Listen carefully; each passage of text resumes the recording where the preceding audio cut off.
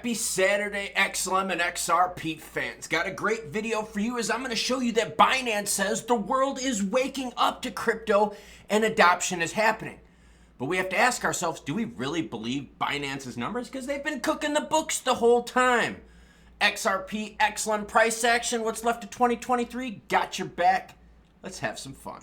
Hola, mi amigos, it's Dora. No, it's not. It's Crypto with Klaus, and I raced in like 2 hours, and I feel like dog shit. But the show must go on.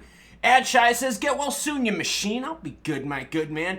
Terry McGuire, 65.99, says, Ben Armstrong is a fraud. Yeah, out of nowhere now, he's the Sultan of Solana. Dude will jump on anything that's got views at the moment. If there was a coin right now that says Ben Armstrong is a big fucking loser, he'd be like, yo, bro, that's the coin. It's going to the moon. Dude, as long as he gets some views, what the does he care?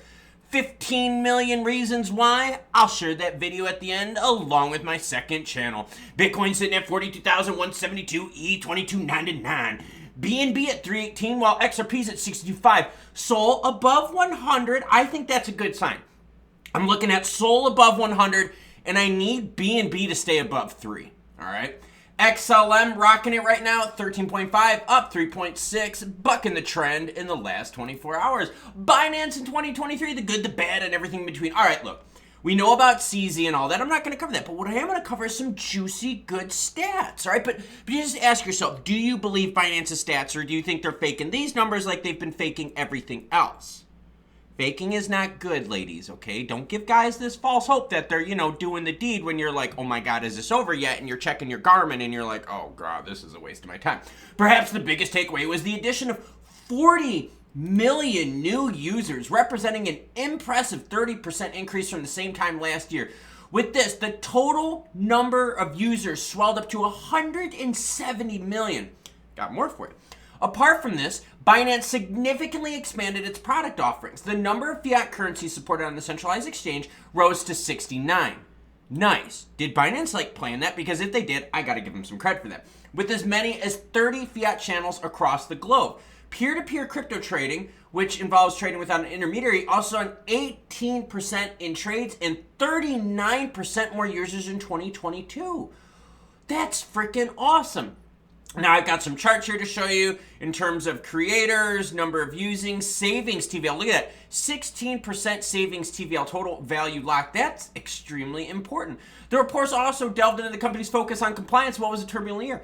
Binance made investments to the tune of $213 million, a jump of 35% from last year, and other steps to improve market surveillance. So they spent $213 million in trying to make sure that they're compliant. You got to give them credit for that. So what we're seeing from Binance is some juicy, good numbers. But what's really weird about this is what happens if we extrapolate the XRP pump. Remember when the Torres action happened, the volume on every exchange went through the roof?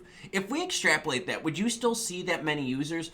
Is this that many users, or is this new wallets open up because one person can have a whole bunch of wallets? There's some details missing here by Binance, so it makes us kind of wonder, okay, really, what are we talking about here? But I'll be honest with you, it's cool to see some growth in the sector. Now, I would love to see more growth in the usage of crypto, not the trading and speculation, but hey, this is a good start.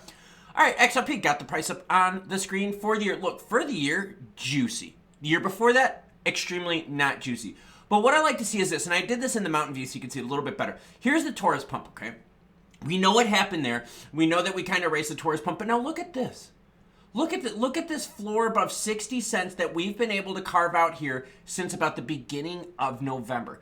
That's 2 months of floor action that's been way better than anything we've seen in this last year. You look at XLM and you're like, all right, there's a big difference of XLM. There's pre-Torres action and there's post-Torres action. Pre-Torres action for XLM, not good at all.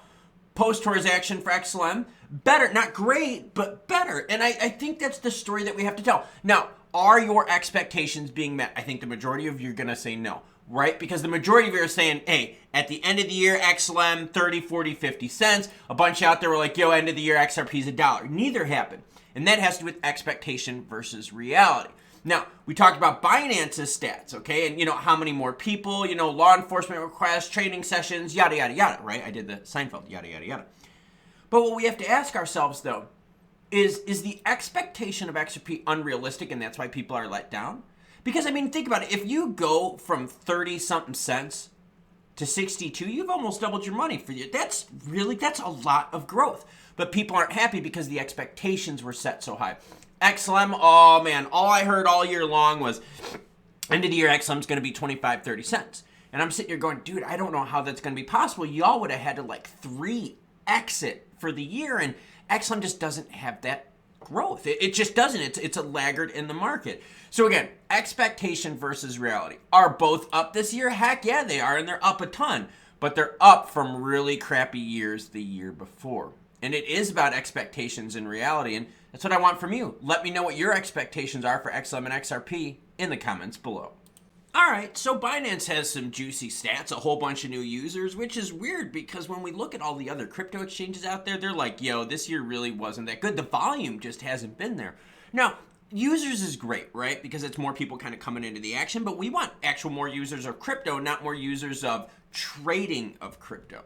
Because if all we're doing is trading it and we're not using it, your growth is definitely going to be stunted price-wise, right? Because it's all just speculators. And if it's speculators speculating on speculators, well, then guess what that game becomes? It's a game of hot potato. Now, if we got a whole bunch of users offsetting the speculators, well, then we're going to have a little bit of juicy growth and demand action over here, which is going to help the speculators over here. That's a lot more healthy. Now, Xrp and Xlm, in terms of expectations, it's all about your expectations. The market out there, along with the YouTube crew and influencer group out there, has basically told you we're going to go to the moon all year. Okay, I don't think 63 cents for XRP is the moon, and I don't think 13.5 for XLM is the moon. But, hey, like I said, it's positive for the year, and it's what we're going to rely on. That kind of nice news to finish up the year. Now, will we see massive price action the rest of 2023? I really don't think so. In fact, I think it's going to be kind of boring until we get to some BTC ETF action, which is going to be happening about 10 days from now. Now, I do not feel good. I still feel like absolute crap, sweating through all my clothes, but I've got a race here in about, an hour and a half. Run, Sally, run. I will catch you cool cats later. Don't forget to check out that video I told you about earlier and my second channel. Those both can be found here. Gonna have to fire it up and see what I can do. I'll catch y'all later.